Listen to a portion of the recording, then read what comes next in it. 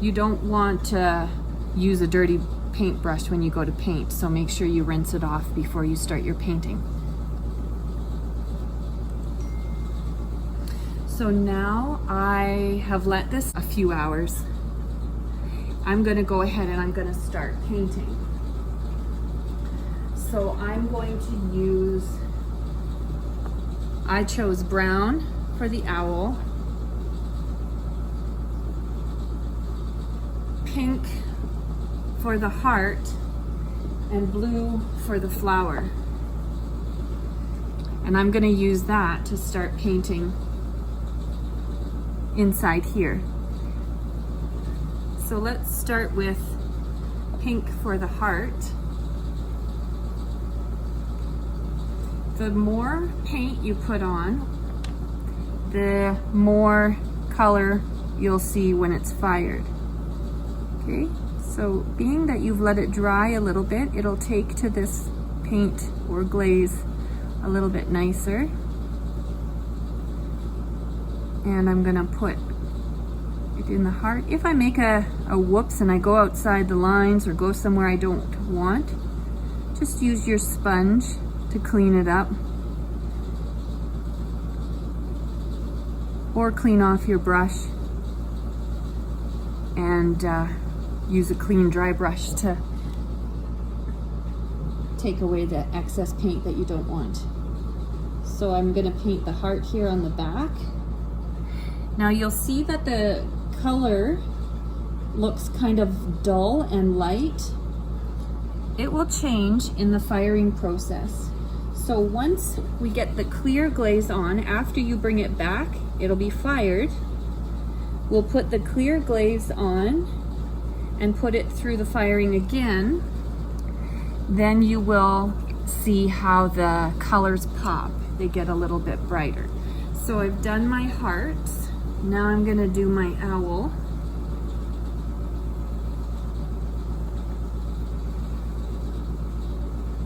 Okay, and I'm just gonna, what I'm gonna do actually here is just kind of blop it on.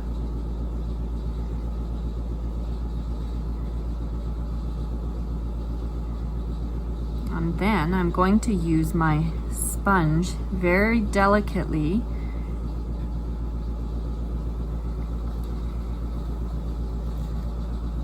and I'm gonna rinse it out so it's clean. Really wring it out so there's not a lot of water on there. You want it to be really damp. And then I'm just gonna wipe up to get his little toesies. I'm gonna wipe from the edge in, clean up his side, wipe in, and I move my sponge so I'm not wiping with a dirty sponge. And I'm just gonna gently take some of the paint away so I can see his features a little better. It's a little easier doing that than being so cautious in painting these fine features.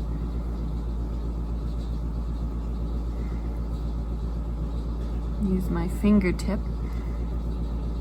Rinse, you can rinse your sponge and clean up the top there. You may want to end up doing a couple coats. 2 coats should be good. There's a little owl over on this side, so I'm gonna quickly get him too. And then I'll do the flower. So after you do 1 coat, let it dry for a little bit, and then go ahead and do another coat. You'll notice that you have an awful lot of paint for what you're doing. If you just decide to paint these little features, this is a lot of paint. It'll keep, and if it dries out on you, you just add a little bit of water. You don't want it to be too runny, otherwise it doesn't stick nice to the clay. If you end up not wanting to use it, just bring it back and we'll recycle it.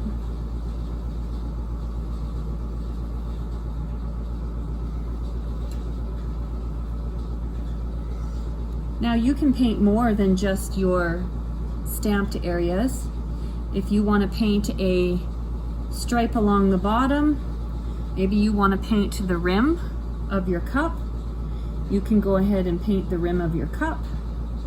You can paint the handle. Just please don't paint the bottom of your mug.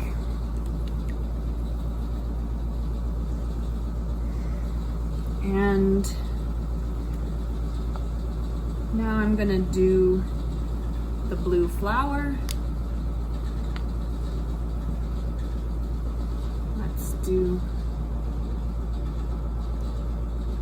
this one.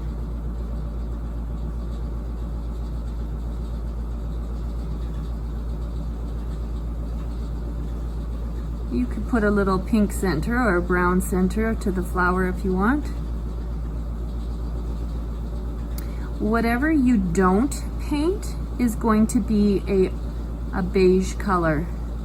It will be shiny, it will be food grade, and it will be microwave and dishwasher safe. Perhaps I will do the little button blue as well.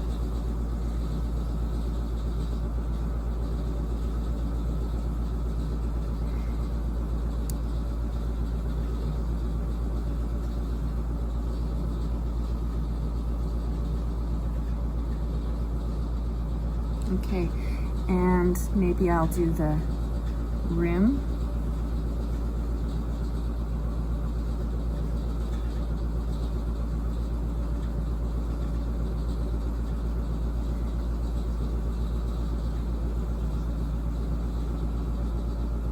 And once you've finished your first coat, like I said earlier, you can go ahead and let it dry for a little bit